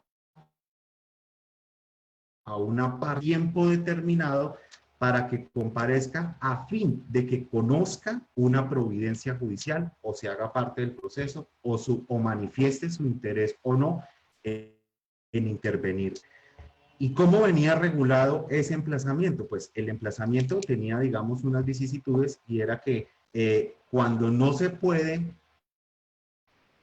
notificar a alguien para que comparezca al juzgado a fin de notificarse de la admisión de la demanda, bien sea porque no se sabe su paradero o porque con la sola manifestación en la demanda solicitamos que se emplace, entonces se iniciaba un trámite que consistía básicamente en la inclusión de esta persona en un registro o en un listado de emplazados que debía ser publicado en un periódico de alta circulación nacional o en su defecto en un medio de comunicación masivo. Una vez agotado ese trámite, entonces se disponía a la inclusión de esa persona o personas en Registro Nacional de Personas Emplazadas. Un Registro Nacional de Personas Emplazadas que, atendiendo a lo regulado en los parágrafos de ese artículo 108, tenía el deber el Consejo Superior de la Judicatura de regular su uso, pero no para los abogados, no para los juzgados, sino para el común en general. Entonces, si podemos ver el parágrafo primero del artículo 108, pues nos indica esa norma que hay unas reglas y hay unos requerimientos muy precisos al Consejo Superior de la Judicatura. ¿Para qué? Para que pueda la ciudadanía tener acceso efectivo a ese Registro Nacional de Emplazamientos. ¿Cuál fue el cambio que ocurrió con el decreto 806? El decreto 806, en el artículo 10, estipula que cuando se requiere emplazar a una persona no es necesario o se hará únicamente en el Registro Nacional de Personas Emplazadas sin necesidad de la publicación en un medio escrito. Entonces yo me hago el siguiente cuestionamiento. ¿Será que los 53 millones de colombianos tenemos acceso a ese Registro Nacional de Emplazados? ¿Se entendería que una persona se encuentra debidamente emplazada únicamente con su inscripción en ese registro? ¿Y qué connotaciones tiene ese registro una vez venza el término que establece el artículo 108, que es el de 15 días, estando la persona registrada, entonces se le nombra curador al lito? El propósito de ese registro o de inscribir a una persona en el Registro Nacional de Emplazados, además de solicitar su comparecencia a través de un periódico o a través de un medio vacío, como ocurría antes del decreto 806, no era otro que hacerle saber de una providencia judicial a fin de que pudiera ejercitar su derecho de contradicción, artículo 29 de la Constitución Política. Pero hoy en día tenemos un cambio muy importante, y es que ese emplazamiento regulado por ese artículo 108 solo se entiende surtido con ese registro, con la inclusión del registro de esa persona que puede ser parte o que puede ser un tercero en ese preciso Registro Nacional de Personas Emplazadas. Entonces, aquí surge un cuestionamiento. ¿Entendemos que alguien es emplazado? ¿Será que el señor de la tienda al que le preguntamos si conoce un registro nacional de personas emplazadas sabe qué es? Lo dejamos, como dice el cuento, en el tintero. Esa norma planteó una especie de vacío jurídico y una serie como de suspicacias al interior de los juzgados y al interior de los usuarios del Servicio Público de Administración de Justicia. Y era la siguiente, y es que, ¿qué pasaba con esos emplazamientos que se habían ordenado antes de la producción del decreto 806? Pues bien, algunos despachos judiciales han optado por negar que se surta emplazado la persona única y exclusivamente con la inclusión en ese registro, porque consideran que, como ya había un acto que precedía al decreto 806 y que ordenaba un trámite adicional, entonces el mismo debe surtirse a efectos de cumplir con esa carga procesal, nombrar curador al ítem y en su defecto, junto con él, hacerse la notificación personal de la providencia de la cual se está llamando al proceso. ¿Cuál es la postura que se ha tenido? Y es que la interpretación de las normas procesales debe hacerse de una manera integral. Y esa hermenéutica que tiene que hacerse de las normas procesales, pues se tiene que acudir a esos aspectos sobre los cuales podría existir vacío, como el que les acabo de mencionar, pero ese vacío no lo es. Y en razón a que a dos normas importantísimas que todos los abogados, usuarios de administración de justicia y empleados y funcionarios de la rama judicial tenemos que tener en cuenta. La primera norma es el numeral 5 del artículo 625 del Código General del Proceso. Ese reguló la transición de las normas en materia procesal, como lo que se regula en todo el aspecto del decreto 806 son normas procesales, pues por sustracción de materia debe aplicársele ese numeral 5 de ese artículo 625. ¿Y qué dice ese numeral 5? Pues que todos los recursos, términos, traslados que se estén surtiendo, incluyendo las notificaciones, se regularán con base en las leyes que para esos actos procesales se estén rigiendo. Pero como ese artículo es a veces un poco difícil de digerir, pues hay una norma que se encuentra aún vigente, que es del siglo XVIII, que es la contemplada en el artículo 40 de la Ley 153 de 1887, que lo reguló de una manera, digamos, más entendibles para toda la comunidad jurídica. Y es que todos los actos referentes a las notificaciones, recursos y traslados se regirán por las leyes vigentes. Para el tema de los emplazamientos, entonces tenemos las siguientes conclusiones. La primera es que puede existir una especie de duda acerca si con la sola inscripción en el Registro Nacional de Personas Emplazadas se entiende que una persona fue llamada a un proceso para comparecer, bien como parte o bien como tercero interesado.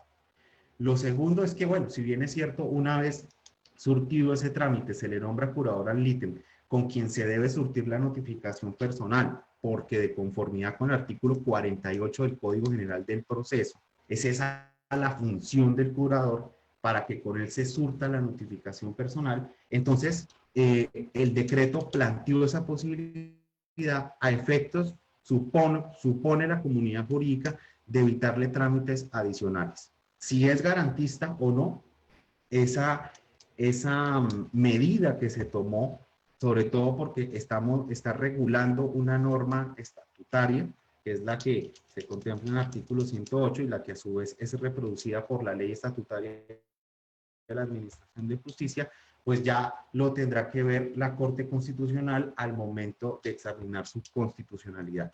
Para los efectos de esta norma, entonces se entiende en la práctica forense que cuando nosotros desconozcamos la dirección electrónica o la dirección física de quien debe comparecer al proceso, entonces solicitamos que se emplace a la persona, pero ya no vamos a solicitar el emplazamiento, porque es que el emplazamiento sugiere, de acuerdo con el artículo 108, que la persona sea incluida en un registro, en un periódico o en un medio masivo. Esa circunstancia, si ustedes leen el artículo 10º de esa norma, no fue regulada completamente. A modo de crítica, pues me parece que en el evento en el que nosotros desconozcamos la dirección de una persona a la cual deba ser llamada al proceso, pues lo único que debe solicitársele al operador judicial es que se incluya en el Registro Nacional de Emplazados para que, transcurridos los términos del artículo 108, se entienda emplazado y se le nombre curador al litigio. Entonces, como vemos, es una norma que genera cierta problemática, sobre todo porque en nuestro medio, en nuestra cultura, no hemos aún comprendido de qué se trata el Registro Nacional de Personas Emplazadas. De hecho, inclusive desde la práctica, si ustedes intentan ingresar a ese tipo de registros, pues es muy dispendioso, se requieren unos conocimientos en sistemas casi que extrafísicos. Entonces, la norma como tal, como quedó planteada en el decreto 806, más allá de su ánimo de erogarle o de quitarle un trámite adicional a las partes, lo que hace de fondo es vulnerar un derecho constitucional, que es el derecho al debido proceso, artículo 29 y 228 de la Constitución Política. Ya abordado ese tema, pasamos al segundo, pues que no es menos controversial, y es el tema de las comunicaciones, los oficios y los despachos, que se establece en el artículo 11 de ese decreto. ¿Cómo funciona ahora y cómo funcionaba antes?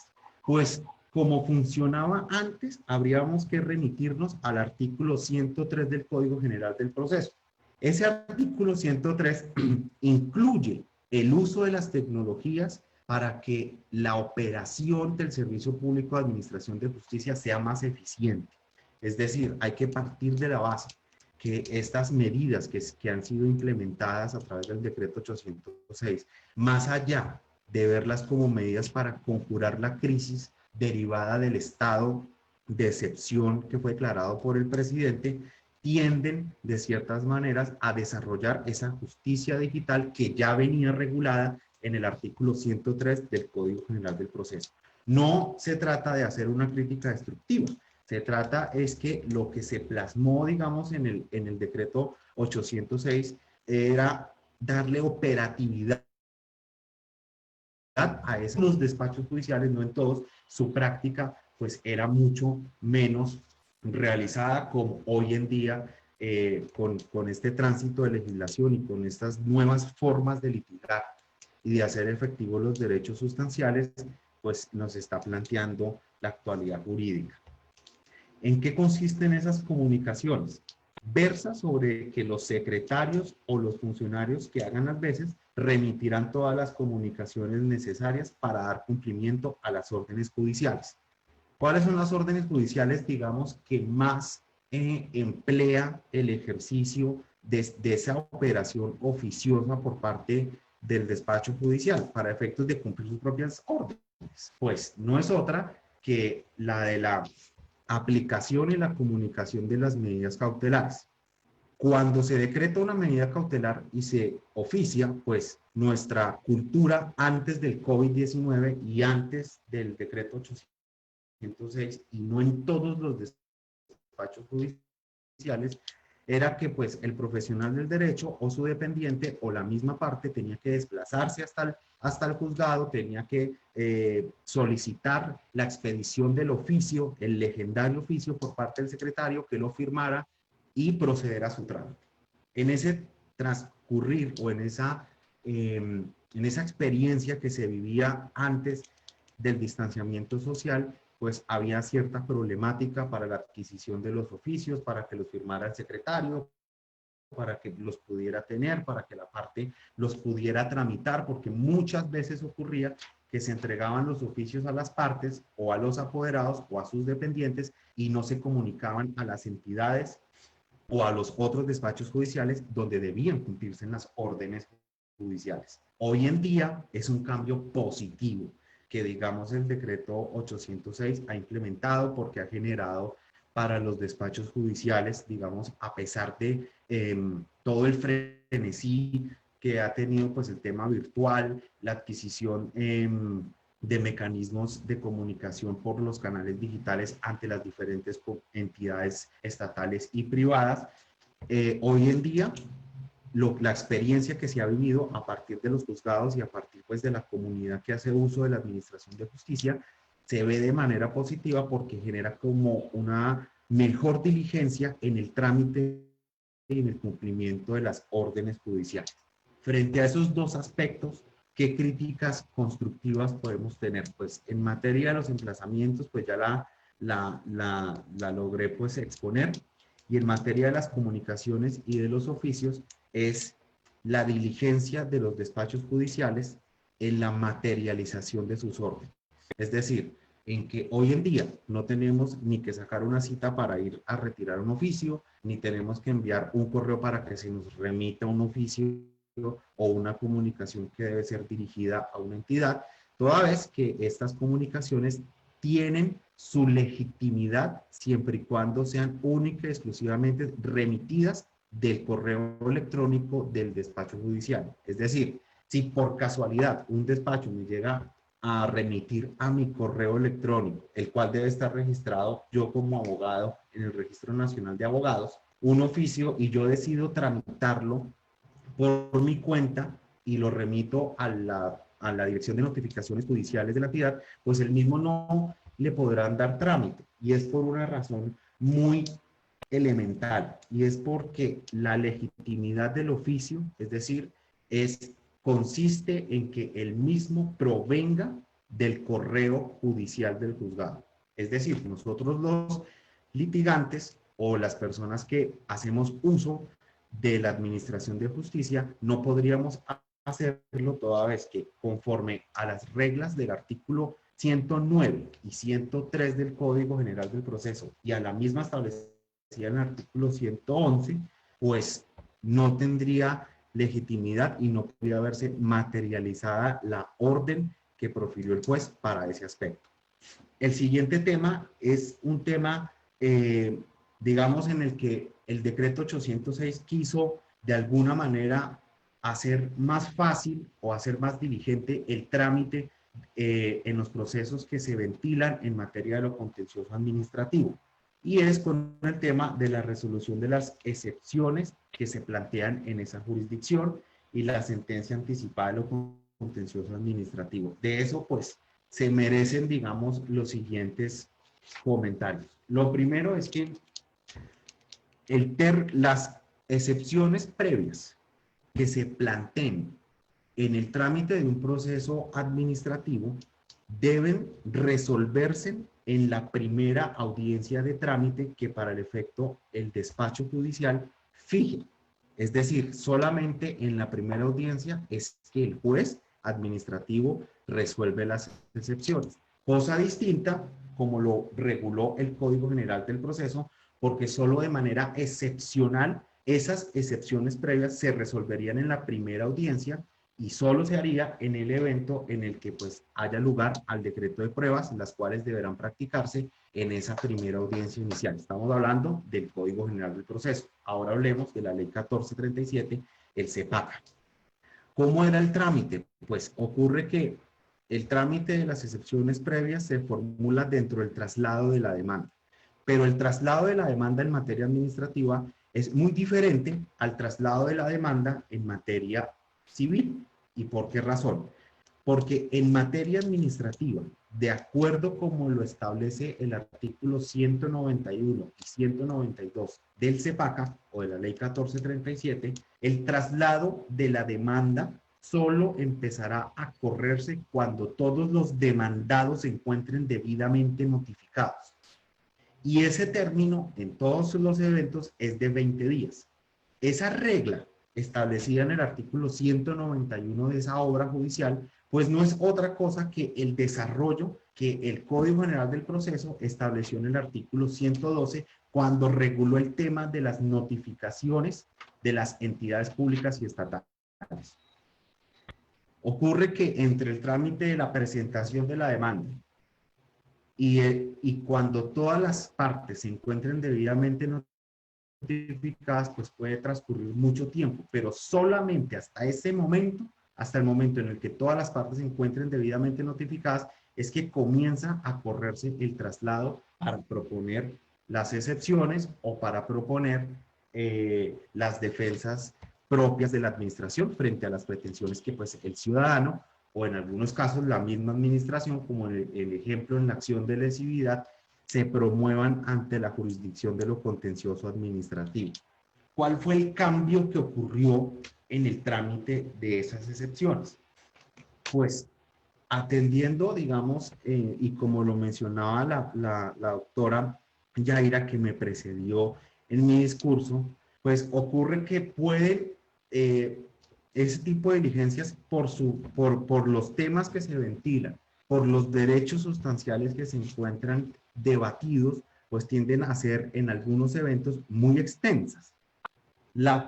Lo que precavió, digamos, el legislador, lo que precisó el legislador, lo que precisó el legislador cuando redactó el artículo 181 del CEPACA, es que en esa primera audiencia inicial era donde se debatían las excepciones previas. Obviamente, antecediendo a su traslado y antecediendo pues a la proposición misma, pues que se hace dentro de los 20 días siguientes a la notificación de todos los demandados. El cambio ocurre es que básicamente las excepciones, como se plantearon las excepciones previas, su trámite y su resolución, como fue planteada en el Código General del Proceso, en los artículos 100, 101 y 102, serán las normas que se aplicarían a partir del decreto 806 en materia contencioso administrativo. ¿Y esto qué significa? Significa que una vez todos los demandados en la acción que se ventila ante esa jurisdicción, se podrán presentar las excepciones previas. Una vez se presentan esas excepciones previas, se le corre un traslado a las demás partes de las mismas y ahí empieza un trámite. El propósito de que las excepciones previas se resolvieran antes de la audiencia inicial no es otro de que el proceso llegue purificado al momento de la audiencia de instrucción y juzgamiento para el efecto del Código General del Proceso, regulada en los artículos 373 y siguientes. Sin embargo, con este cambio, el juez administrativo tiene la posibilidad de resolver las excepciones previas antes de fijar esa primera audiencia de trámite del artículo 180. Pero, si dentro de ese trámite de las excepciones previas se solicita la práctica de pruebas y el juez las ve convenientes, entonces esas excepciones previas no se resolverían antes de la audiencia inicial, sino que las pruebas que a propósito el juez hubiere decretado a fin de resolver la cuestión tendiente a la excepción previa, se resolvería, insisto, en esa primera audiencia inicial del artículo 180 del CEPACA. ¿Qué cambios trae esto? Pues es que el proceso administrativo, por los temas que se ventilan, en muchos de los casos requieren de una atención especial del juez. Y ocurre que esa percepción que hizo el legislador para el tratamiento de las excepciones previas en materia administrativa se hizo de esa manera es porque las que la costumbre jurídica nos ha indicado siempre se proponen difieren en muchas materias con aquellas excepciones previas que en materia civil siempre se han propuesto en el devenir de los debates. Vamos a ver, digamos, ya con el tema no sé si me escuchan bien. ¿Listo? Vamos a ver entonces cómo con la práctica jurídica, entonces, el juez administrativo tiende a purificar ese trámite antes de la primera audiencia inicial. Esa es, digamos, como la gran conclusión, que en materia administrativa y respecto al tratamiento de las excepciones previas se reguló a través del decreto 806. Viene un tema, y es el tema de la sentencia anticipada en lo contencioso administrativo. La sentencia anticipada en el proceso contencioso administrativo ya venía regulada en los artículos 179 y 181, inciso final de esa obra. ¿Y cómo funcionaba? Pues funcionaba de la siguiente manera, y era que respecto del artículo 179 hay 3 etapas del proceso administrativo. El proceso administrativo tiene 3 grandes líneas. La primera va desde la presentación de la demanda hasta el inicio de la audiencia inicial. La segunda viene desde el inicio de la audiencia inicial hasta su finalización y proferimiento de sentencia. Solamente estaba restringido para el juez administrativo antes del decreto 806 llegar a proferir una sentencia anticipada cuando antes de iniciar la segunda etapa, que es la de la audiencia inicial, advertía que el asunto que se estaba ventilando solamente tocaba puntos concretos, es decir, que la práctica probatoria no era muy necesaria para llegar a atender o examinar de cierta manera a quién le correspondía o no el derecho sustancial debatido.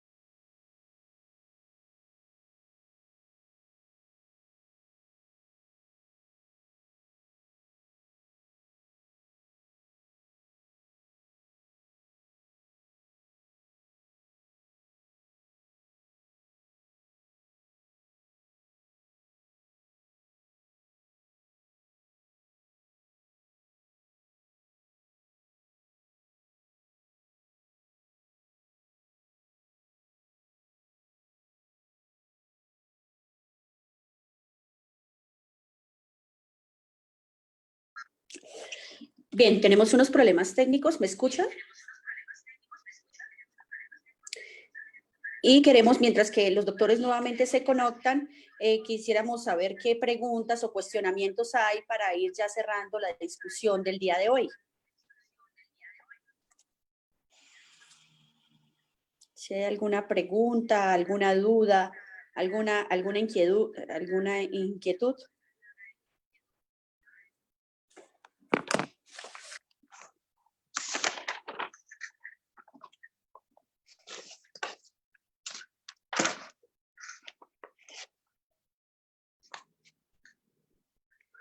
Bueno, ya en torno a cerrar, yo creo que retomando nuevamente la discusión, estaba pendiente por retomar lo que era el artículo 14 y artículo 15, ya para darle casi que finalización a lo que es el decreto 806 de 2020.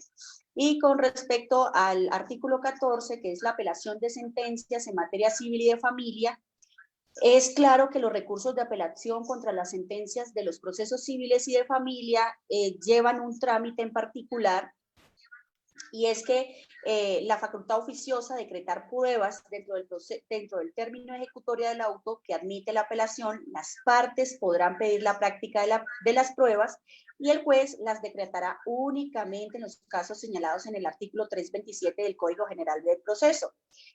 Una vez que se presenten esta apelación, el juez se pronunciará dentro del término de 5 días siguientes. Una vez que ha sido ejecutoriado el auto que admite el recurso o el que niega la solicitud de pruebas, el apelante deberá sustentar el recurso a más tardante dentro de los 5 días siguientes que se le ha otorgado para dicha sustentación. Y esa sustentación se corre el traslado a la parte demandada o a la parte contraria por el término también de otros 5 días. Y una vez vencido ese término, que son 10 días en total, el término de traslado se procede a dictar sentencia de manera escrita. La misma se notificará por estado, como ya lo veíamos, por estado electrónico, ya sea a través del TIVA, al siglo XXI, o si no, a través de los micrositios con los que cuentan los diferentes despachos judiciales. Si no se sustenta oportunamente los recursos en materia civil y en materia de familia, se declara pues desierto el recurso. ¿Qué es desierto? Que no se sustentó de manera oportuna, que no, el abogado no alegó las causales de inconformidad que tenía respecto de ello. Finalmente, también debe hablarse respecto de las pruebas que se decretan. El juez fijará fecha y hora para la realización de la audiencia en la que se practiquen las pruebas y se escuchan los alegatos de conclusión y se procede a dictar sentencia. La sentencia se dicta en los términos establecidos en el Código General del Proceso como se venía desarrollando. El decreto 806 en esta materia pues no hace mayores cambios. Finalmente, la apelación en materia laboral, tenemos que el recurso de apelación contra las sentencias y autos dictados en materia laboral se tramitan de la siguiente manera. Una vez que queda ejecutoriado el auto que admite la apelación o la consulta, si no se decretan pruebas, se dará traslado a las partes para alegar por escrito por el término de 5 días cada uno, iniciando la parte que apeló y después se corre traslado a la parte que no apeló y después el juez o magistrado procede a dictar la respectiva sentencia de manera escrita. Finalmente, se decretan pruebas, se fija la fecha de la audiencia para practicar las pruebas, a qué se refiere el artículo 83 del Código General, del Código Procesal del Trabajo y de la Seguridad Social, y en ella se huyen las alegaciones de las partes, es decir, alegatos de conclusión, y se resuelve la apelación. Cuando se trata de apelación de un auto, se dará traslado a la parte para alegar por escrito por el término de 5 días y se resuelve el recurso. Finalmente, entonces, tenemos que este decreto rige a partir de su publicación, es decir, durante los 2 años siguientes a partir de su expedición, y ello corresponde al 4 de junio de 2020, 2 años después. Yo creo que ya para cerrar nuestro debate, finalmente tenemos entonces, no sé si de pronto hay alguna duda, inquietud.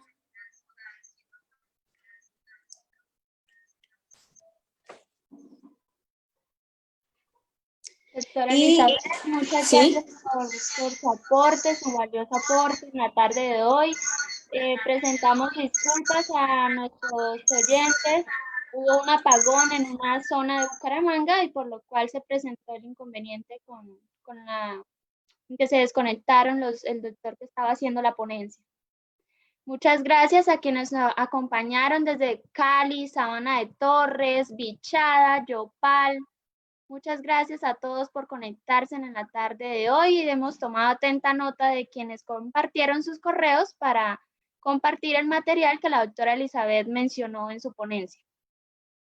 Gracias a la Universidad Unisan Gil por su apoyo, por parte de la doctora Elizabeth, por la compañía del doctor Luis Carlos Restrepo y el profesor Andrés Cadena. Gracias por acompañarnos. Feliz tarde.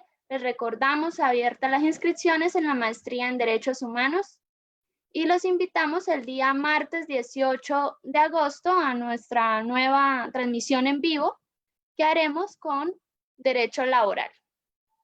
Gracias por acompañarnos.